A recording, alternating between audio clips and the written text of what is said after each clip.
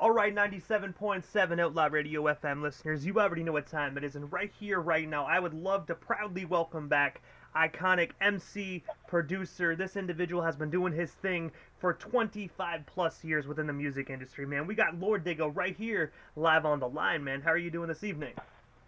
What's good, bro? You already know. Hey man, doing great, man, doing great. I gotta say, it's been an eventful 2 years since we last had you on the radio station, man. I hope you and yours was okay during this terrible pandemic. I'm just glad to see that it's pretty well over with. Yeah, definitely. How's everything up yonder? And then people up there, man. Pretty good, actually. We actually just dropped the vaccine passport mandate where you have to show proof of vaccination. We're working on getting the masks gone, so for the first time in a couple years, it definitely feels different. Something we're not used to, but it definitely feels like getting back to relatively normal life. Oh, okay. That's what it is. I'm ready to cross the border and get out there, man, and start doing what needs to be done musically and just, in general, man, just getting back to the people, just being, like you said, some type of normalcy and shit like that. But other than that, man, I'm just, working on good music. Shout out to my manager, my boy. You already know, man. Solo Flex, man. I ain't got to tell you. Hey, man, most definitely. And definitely shout out to Solo Flex as well, man. That's my guy. Shout out to my team Demo.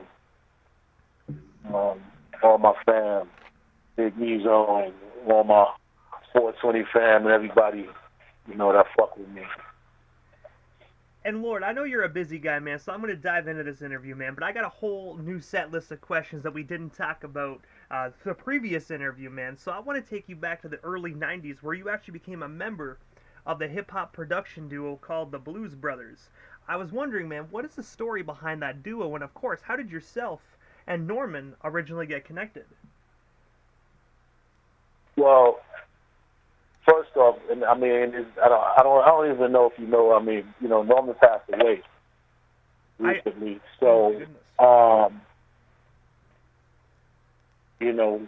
rest in power to which God. That's my brother for life outside of Blues Brothers. But we actually met. Ironically, we were both working at ASCAP, and he was working in the index department, which is basically the index department at ASCAP. If you don't know, it's like when you want to become a member at ASCAP, when they first started, you have to actually send your actual product in. So whatever that was, whether it was a record, whether it was a tape, whether it was a CD, you have to actually send it in to ASCAP as a commercially packaged product for them to now, go to proceed with your membership through ASCAP. You have to have something that was out on the market, per se. So he worked in the department that received all of that type of stuff, whether it was records, whatever. So he had to basically input that info. So when stuff came through, it came in through to him, and then, well, actually, it came to us first. I worked in a place called the Office of Operations, which was basically a big fucking mailroom for ASCAP. And we would get the stuff, and we would have to basically take it to the department it had to go to. So I would sometimes go to the department where he's at with some of these artists' material, and he would have to, like I said, log it in and make sure that it's in the system or whatever it was. That's what the index department. So I basically didn't know him. So one day, another DJ who he knew said, "Yo, my man woke up at ASCAP. Y'all need to link up." And his man happened to be Noah. So that's how we actually met. And I do got to say, first and foremost, I had no clue that he passed away, so my sincere condolences to yourself and, of course, the rest of his friends and family, man. Such a talented producer. Definitely.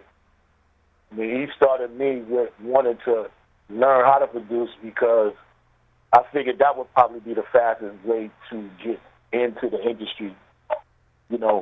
New MCs and stuff like that, you usually probably co-signed or probably ended up on somebody's record, and then from there you had your launch.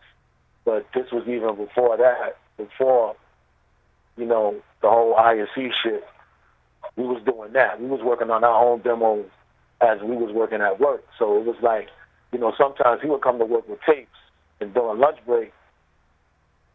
Not to say, and with saying too, he was already a part of a fucking rap group. He was part of Witch Doctor and Dominating 3MC, so he already had shit he was doing already. So when he would come to work with tapes, I just would be like, listening to shit, yo, let me get that. I want to rhyme that. I want to do this. I want to do that. So eventually, we started working on demos. We would work, you know, sometimes late night at ASCAP, and then we would take the train out to Queens to the studio. And sometimes, when I used to work events, I used to keep vouchers because I used to work late. So they used to give us kind of like, limousine vouchers for you to go home. So I never used to use them shits. I was like, I'm not fucking scared to go home at this time. I used to just take the train. So I used to keep those, hold on to those. So when we went to the studio and when we left, we would use the vouchers. So I would get off at one stop and then, you know, sign off on it and then let him go home and let him make the next stop in the fucking car and shit to go home. So we started working on demos from there. But none of our music was, you know, really, really up to par yet to say, okay, yeah, I want to start playing this for A&R. So we started working the other angles with the tracks. He had a lot of stuff already that was just sitting around, and I'm like, yo, what are you doing? Yo, what are you doing with this shit? So I just started taking shit too. Like, yo, look, give me that, give me this. We gotta start playing some of this shit for people. So basically, I was the one that came up with the name Blues Brothers because that was one of my favorite movies, and it also, you know, had something to do with music.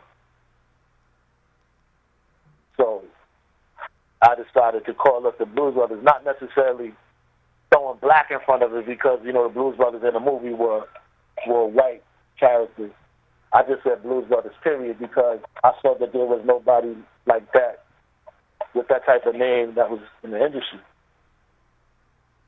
A lot of producer names, a lot of producer teams, so I figured, and then plus it was two of us, so it kind of like made sense to me at the time, which everybody thought the shit was real too. In the year 1995, you had the opportunity to do production work on the late great Old Dirty Bastards Brooklyn Zoo, where you did a Lord Digga remix. Can you tell our listeners a bit more about that? And of course, what was it like working with the late great ODB? That's a funny story too. What actually happened was I was already, you know, part of Delicious Vinyl, and one of the A&Rs over at Delicious Vinyl had his own label too as well. Orlando again had a relationship with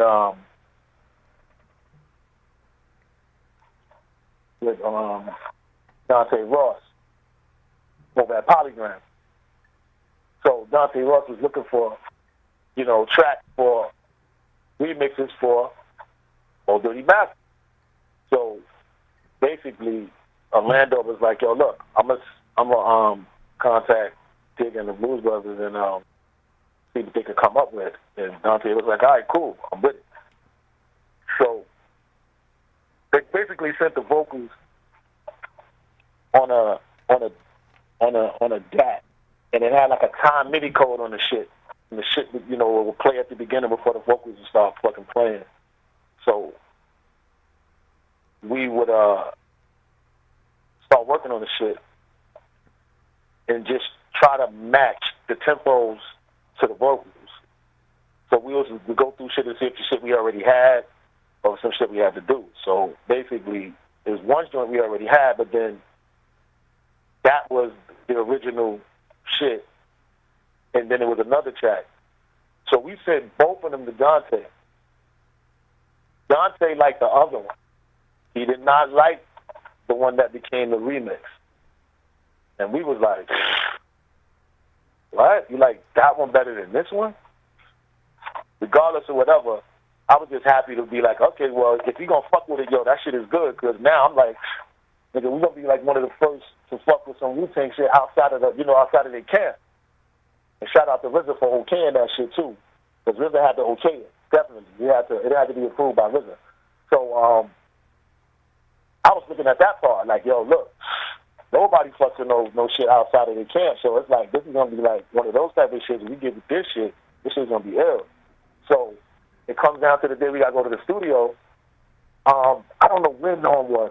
I can't remember what Rich Doc was, but I ended up going with the disc and everything, and they rented SP 1200, and I think ASR or some shit like that. I think it was the ASR. I think we was using a 950 at the time. I don't know which one we did it on, but the bass part of that shit was in the ASR. I think it was the ASR, and they had to run it like a SP 1200. So, being that I didn't like the version that Dante liked, I kind of sabotaged that. And what I mean by that is, I kind of, in the SP 1200, I slowed the tempo down. I made the tempo like maybe 1.5 beats slower than it would be.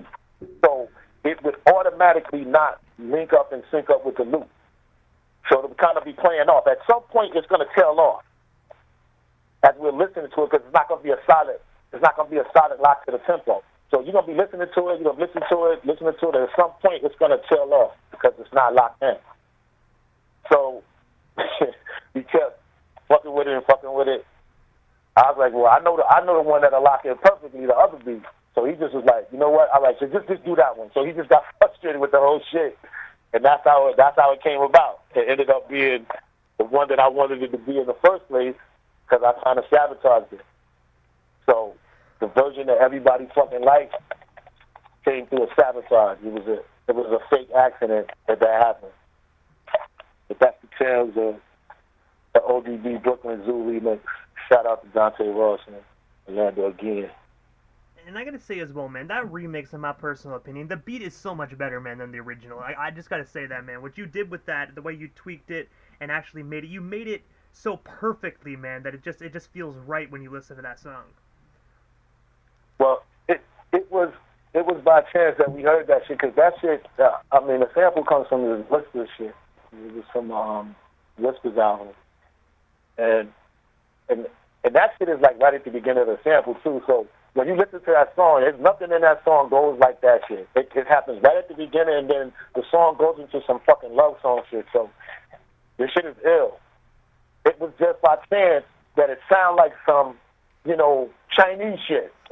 It sounded like that because I was just like, wow, that shit sounds real fucking, like some fucking Chinese shit. Like, what the fuck? That's kind of crazy. So it kind of just worked out and just locked in. And like I said, we had the gap with the fucking vocals on it, so we was able to pull up, different tracks and just press play, knowing that we knew the tempo. And that particular shit just locked in perfectly. The other beat did too. I just didn't like that shit.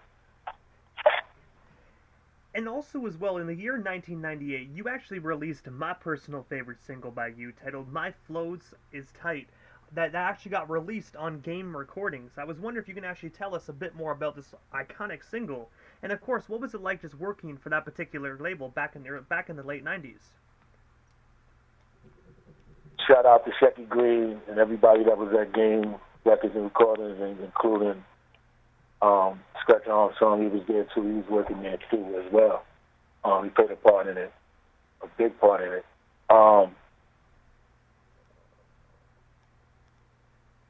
It was just by chance. Like one day I was just reaching out to, it's like my super friends. Right? A lot of people don't have people that they, forge good relationships with. So Shecky Green was one of the people that I met up at the Source as I was going up there with my man Matty C. I basically knew everybody at the Source at that time. So when the Source dissolved, Shecky Green, he started doing other shit. And one of the things he was doing was fucking around with poker and shit like that. So he had some things he wanted to invest in, and one of them was a record label.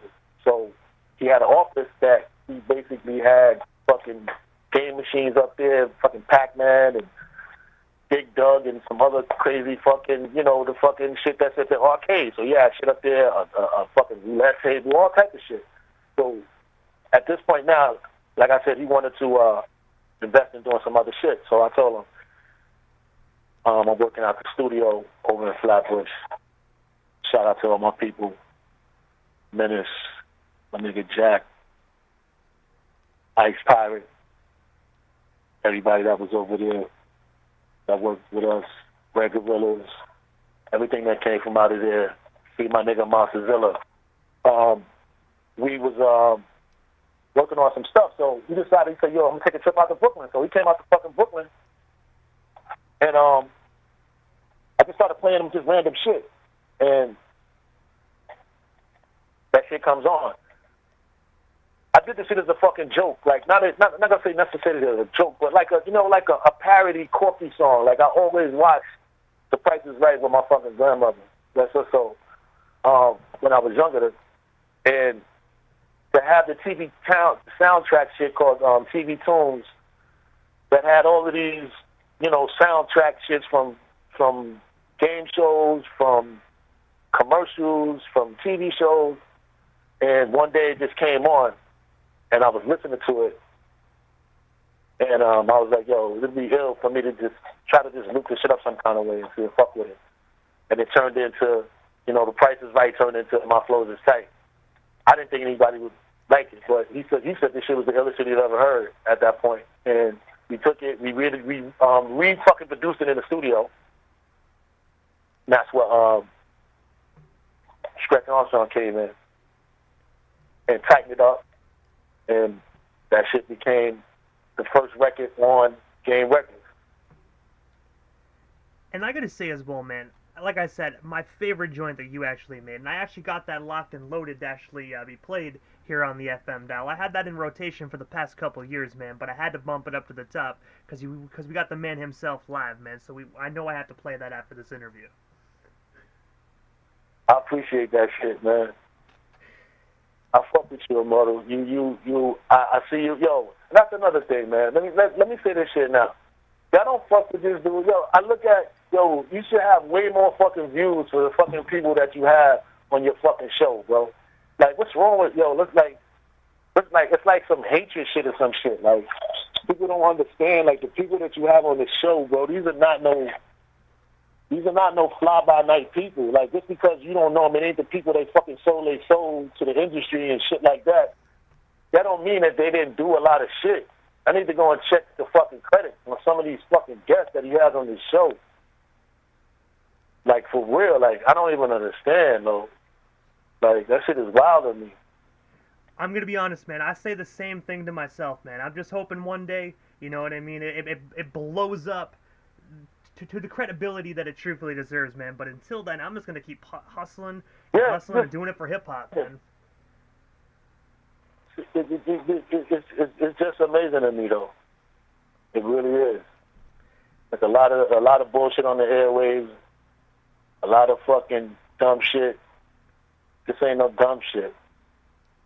Hey, man, I gotta say, it definitely means a lot coming from a legendary individual like yourself, man. I always tell myself and my folks out here in Canada, because a few of them say the same thing, like, why don't you got a lot of views? And I think it's because I don't focus on the controversy and the beefs and whatnot, man. I like, way too many interviewers are doing that. Like, I don't want to knock anyone's hustle. They can do what they want to do, but I like keeping it positive, man. In my personal opinion, in 50 years from now, nobody wants to hear about the beefs. They want to learn about the artist years upon years from now, learn about what they did and what they produced. That's what I think I'm here to do. It's help bring more positivity back to the hip hop culture. And that's the reason why I fuck with it, because of the purity of it. It's pure. There's no bullshit and trying to be with the trends of what everybody else is doing. You know, people got their own language. There's no hate, there's no disrespect. I'm not hating on nobody's shit. But at the same time, the real shit is the real shit, and that's the shit I fuck with. So anybody that don't fuck with me because of whatever fucking reason that is, I really don't care. I know the shit that I've done, and other shit I've done for people. People have done shit for me as well. But at the same time, come on, bro. I ain't got time for it. My music speaks for itself. You can say whatever you want to say. And speaking on that, I got a lot of new music. I'm gonna send you shit after we finish. I'm gonna send you some shit, some demos and shit that I'm working on. Some shit that you could play to as well. I don't know if you have it or not, but yo, like, shit is serious right now. Hey, bro, I'm if making you a, send it, you already know I'm gonna spin it. and it's not like I'm making a comeback. I ain't coming back from where. It's not like I was fucking. I just been chilling. I didn't like the state of fucking music, so I didn't choose to do any music. Nobody fucking retires from, like, you know, people, only in our culture and our genre of music, people look at you, oh, you too old to do this, or you too old to do that, or whatever. Like, you're the only culture that do that shit. Like, that shit, if I got it, I got it. It doesn't matter what fucking age, what era I come from. There's a lot of niggas that got it from my era. A lot of people don't.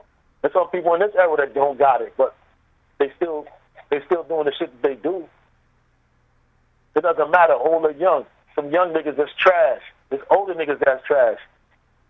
It doesn't even matter. I know the shit that we working on. We got shit to give. So that's the reason why I'm doing it. Still, quality shit. Not just a bunch of bullshit niggas just in the fucking studio, them second tier ass niggas in the studio just rhyming. But you ain't making no songs. Like, that shit is trash, nigga. Don't give a fuck about your little fucking rhymes. Like, you make some songs, some shit that's gonna stick.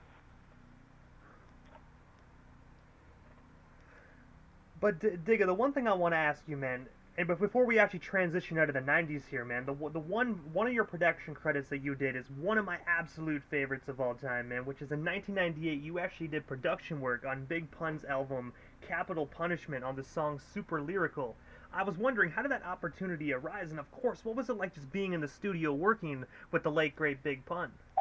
I I actually didn't have anything to do with that. I don't even know how we even got credit for that. I mean, I saw that, but I don't know. Maybe it was something from a sample, that a record that we used, but we didn't. I didn't produce that. I saw that on a BMI statement before, and I was like, "What is this?" But I can't even. I never really looked into it. And now that you said it, I gotta hit up BMI because I just got some shit for a license for One More Chance. I just saw it in my email, so I got to hit them up anyway, and I got to ask them about that. Like, what's Super Lyrical? We never did anything with fun. We did some. We had producers that worked with Cuban Link before, but no. I gotta say, I'm actually glad I brought that up as well. That way, if other people actually happen to come across that BMI page like I did, you know what I mean? They could actually actually listen to this interview and know the truth about that. I gotta say, man, especially with BMI, man, it's crazy that they actually have that on there, man. You know? Yeah. I don't. Like I said, it could be something that I don't know. Just like Marley Marl was having a conversation about a record that he had used, and then Kanye had used a piece of it, and some other stuff, but I don't know. Nobody ever sent the clearest form for anything that I remember for that passed my hands or my desk. I don't know. I mean, I got a lot of paperwork here, but I haven't ever seen that shit. So maybe it's something, I don't know. But also as well, man, June 17th of 2008, you actually released the phenomenal 15-track album titled The High Plains Drifter EP. I was wondering if you can actually tell our listeners a bit more about this particular record, and of course, is it available out there to be streamed or purchased today? I think it's available to be streamed. I think it's, if not the whole album, is on YouTube. I did that with my people at One Leg Up. My bro, Self-Titled, helped me put it together. I don't know if y'all know who Self-Titled is, but I should know. I heard of him, yeah. Yeah. And speaking of that, Demigod, man, I want to say rest in power, man. To my guy Blackistan, man, Kamani, man. He just recently passed. That's a big fucking blow, but yeah.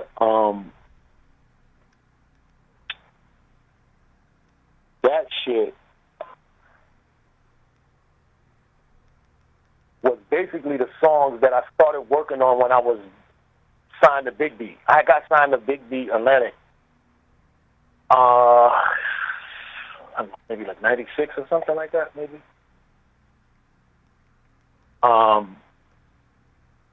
they signed another artist, which I failed not to mention right now, I didn't really want to be on the label anymore because I felt that, you know, this wasn't something that I was doing that was on my own. It felt like that some shit was just following me, and I didn't want to really be on the label. So a lot of those songs I had because I basically was producing an album. So at that time, I had an all-in budget, which was basically I was in charge of everything, paying for studio and producers and shit like that. And I had the reels. So once I paid the studio, I was working out of Platinum Island at that time. And once I paid the studio, I just had the reels. And it was just like basically like lost songs that I had and then other songs that was recorded to add to it. And Self just put this shit together. And it became that, which was pretty fucking sound. Those songs had been on those reels for a fucking long time. Think about that. This shit came out, 2008, right? So I was recording those songs in 96. And I have to ask, was it difficult to actually come across a reel back in 2008? Because I hear stories now about how people actually have music on reels, and they've been like putting up posts on Facebook trying to find a reel just to get the music off of it. Was it difficult to come across one of those back in 08? Wasn't difficult. It just was expensive. So, you know, the amount of money that was given to me as far as money being paid up front for whatever, that was basically some of the budget that was used to now get the reels at the time. What they call is a process called the reels being baked or some shit like that, because the tape could pop at any point. So you had to get them some type of treatment on them or some fucking shit that I don't even know about, but I just know the term. And get them so they could be processed so we could take the songs off. And I gotta say as well, man, my favorite joint off that record is actually Party Jam, man. I don't know, man. Whenever I put that song on, man, it makes the whole room just feel lit as fuck. Yo, and I'm gonna be honest with you. I hated that shit more than anything on this earth. I hated it at that time because I just wanted to be, you know, rough, like spit, like raw. I couldn't see any of that shit. Singing, and so time to party. What? What the fuck was that? Like, to me, that shit was just bizarre. But then you look now, singing melodies, almost every record, maybe. Yeah, I gotta say, a lot of this new hip hop music, man, I can't even consider it hip hop. I don't even know what it is. Way too much auto tune and not enough rhymes, in my personal opinion.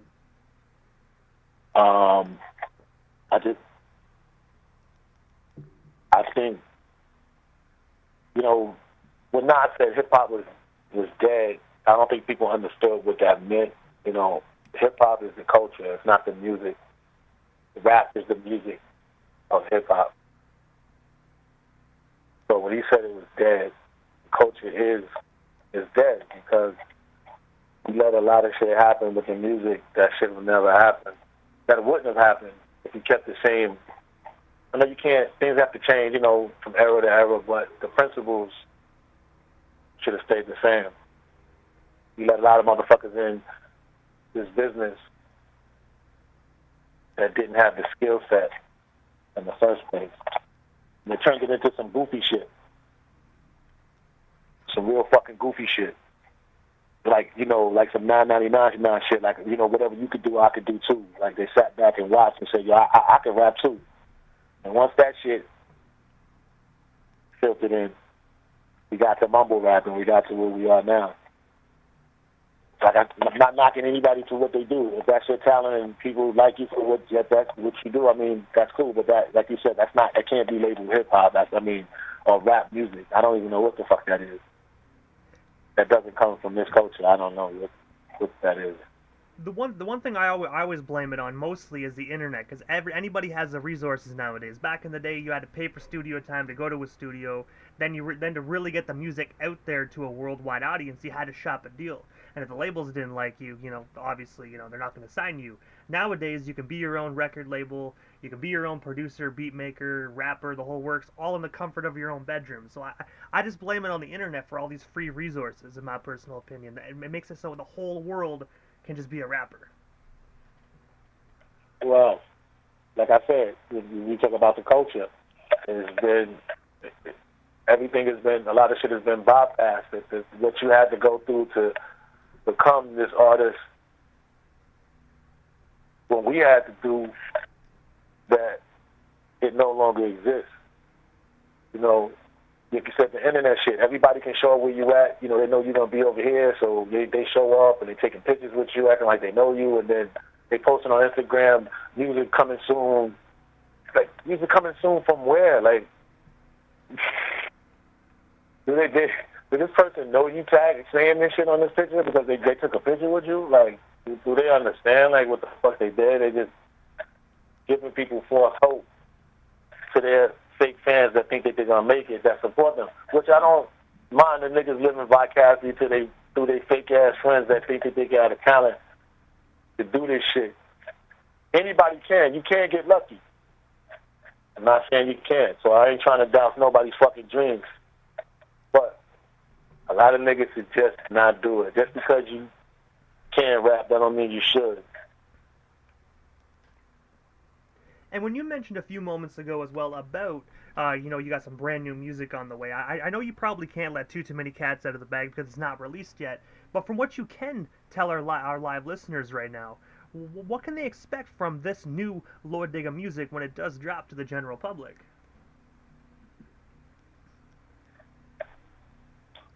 Honestly, nobody fucks with me anyway, so they ain't gonna they're gonna expect anything. They're gonna be like, yeah, whatever. Like, that's how I feel. You know, I'm being honest. Like, not that I look for anything. My true core fans, they're gonna fucking love it. They're gonna be like, yo, this is exactly what I expected. We're not talking about my real fans. We're not talking about you. Don't get me wrong. I'm talking about the rest of the, my peers and the rest of the MCs that think they good and nice and all of those niggas. That's what I'm talking about. They ain't expecting shit from me, and that's what I appreciate that. I'm proud of them. I'm proud of y'all. I don't want y'all to expect shit, but I tell you this much.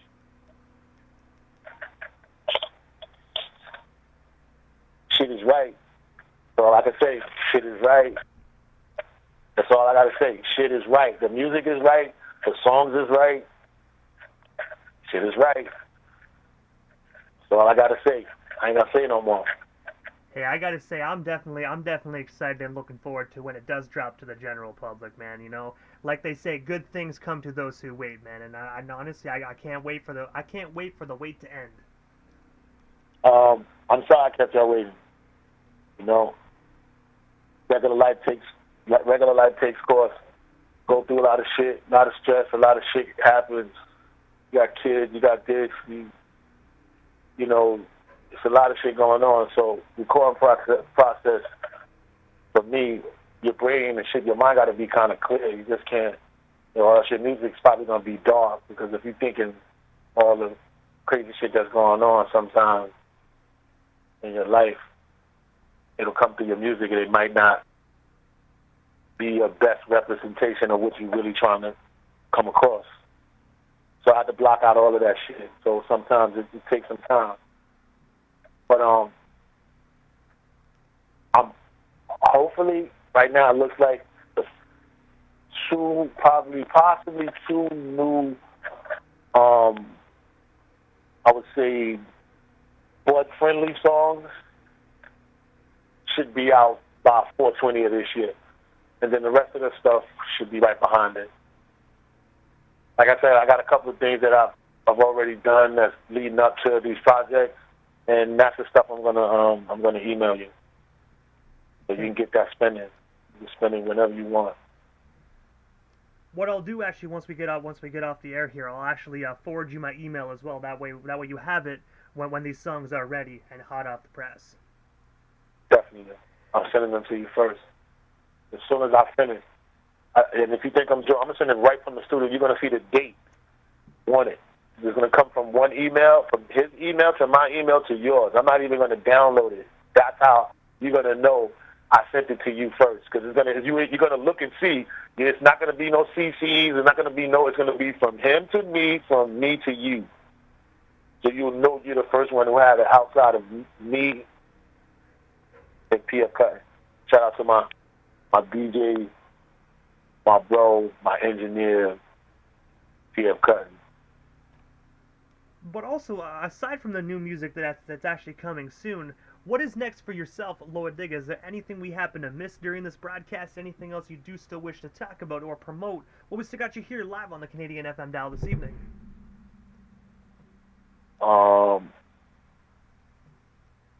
Not much. I mean, it's just, man, just look out for the new music, man, and the new team, and just shout out to Team Demo, man, and my production team is doing a lot right now. A couple of albums about to drop. It's just look out for the music, man. I don't want to ever be known for giving people whack shit. So like I said, it took some time to do this shit.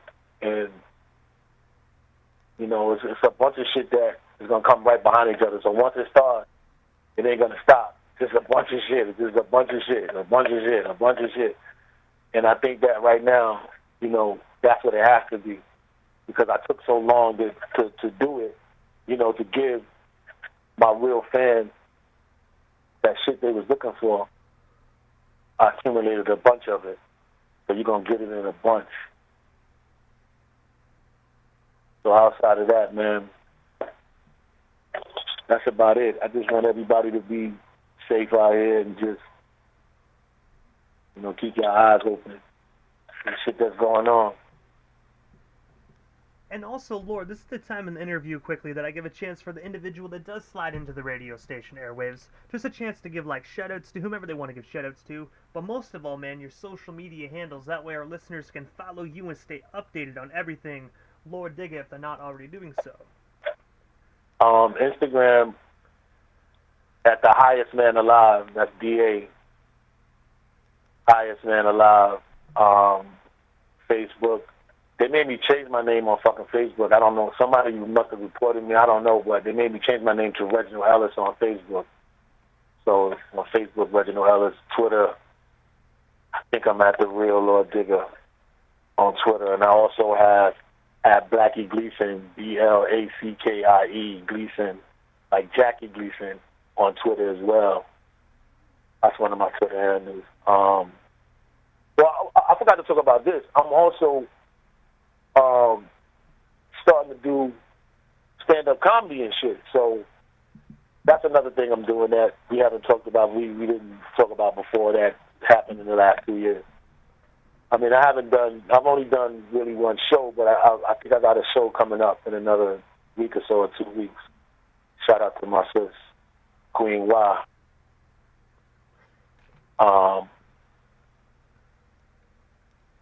And if you don't mind me asking, man, where can our listeners actually snag some tickets to actually to come out and see your comedy show, man? Because I gotta say, man, if I was out in the New York area, man, I'd definitely slide on through.